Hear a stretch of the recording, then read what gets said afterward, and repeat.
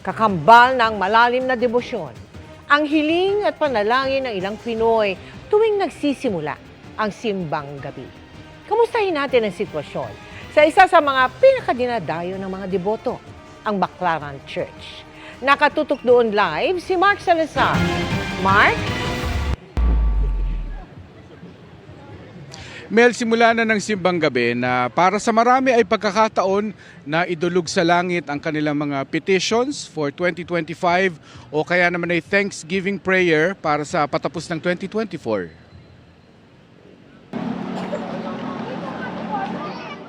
Isa ang Our Lady of Perpetual Help Shrine o Baclaran Church sa dinadagsa tuwing simbang gabi. Hindi sapat ang espasyo sa loob ng simbahan para sa mga deboto, kaya puno maging ang malawak na church grounds.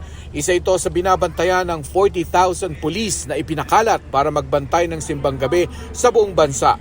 Ito yung magandang dapat nating laging alalahanin bilang mga Katoliko na ang Kapaskuhan, this is way more than all the commercial aspects of the celebration of Christmas. The very reason of Christmas celebration is Jesus Himself, the gift of God Himself through Jesus. Iba't iba ang kwento ng buhay ng mga nagsasadya rito. May alam mong mabigat ang dinadala. The very first Christmas was not a joyful celebration. It was not a joyful journey. The Holy Family had their own share of struggles and difficulties nung paglalakbay patungo sa unang Pasko. At yun ay maaari nating paghugutan ng lakas, inspirasyon that in the midst of our personal struggles as well. May mga nagpapasalamat din sa mga biyaya at munting himala ng buhay. Kompleto kaming pamilya at maligtas at masagana ngayong darating na Pasko. Magkakasama ng pulo yung pamilya namin. Nagka-bati-bati na po. Last year po kasi nagka-problema. Ang iba na may humihiling ng mas swabing kapalaran sa pagsuong ng susunod na taon. Good health lang po sa pamilya, tsaka matapos yung pinapagaong bahay. Kaligtasan po ng pamilya, tsaka good health po namin po, ng pamilya ko po. Isa sa mga inabutan namin si Nanay Nida na bagamat puno ng pagsubok ang buhay, hindi pa rin natitinag ang debosyon. Una na nasunugan kami, namatayan ako ng anak, ang hirap.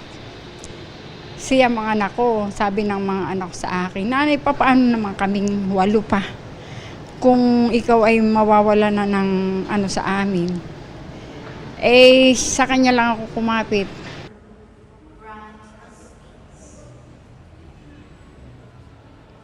Hanggang December 24 na yung anticipated masses dito na 8 p.m. at para naman sa aktual na Misa de Gallo ay 2 misa sa madaling araw, yung 4 a.m. at yung 5:30 a.m. Mass. Pero kahit wala, Mel, ditong misa ay patuloy ang pagpunta rito ng mga bisita para makita lang itong magarbong pailaw ng Baclaran Church at syempre yung bargain shopping sa paligid ng simbahan at meron ding marami ring food stall sa parking area ng simbahan para sa mga bancheto at food trip ng ating mga bisita dito.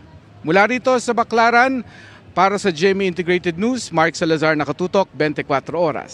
Maraming salamat sa iyo, Mark Salazar.